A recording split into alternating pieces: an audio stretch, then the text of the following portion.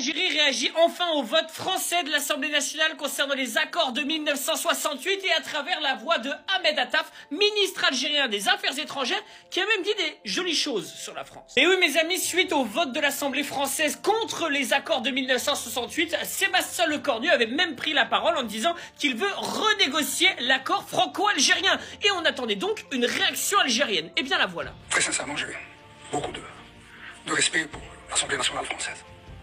Mais lorsque j'ai vu ce vote, je vais être très honnête avec vous, je vais vous dire la première pensée qui m'est venue à l'esprit. La course à l'échalote se poursuit. C'est attristant de voir un pays aussi grand que la France, de faire de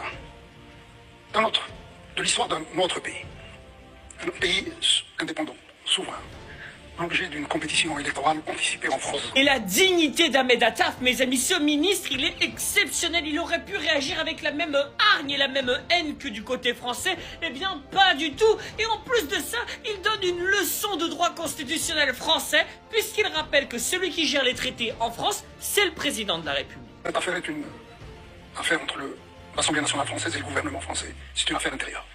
C'est une affaire franco-française. Elle ne nous concerne pas pour le moment.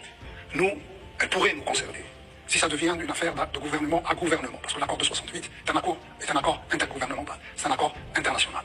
Et le gouvernement français ne nous a rien dit à ce sujet. En tant que Français, j'aimerais dire à monsieur Attaf, merci monsieur le ministre, merci de cet égard. Vous avez parlé de la France comme d'un grand pays et vous avez parlé avec des mots mesurés.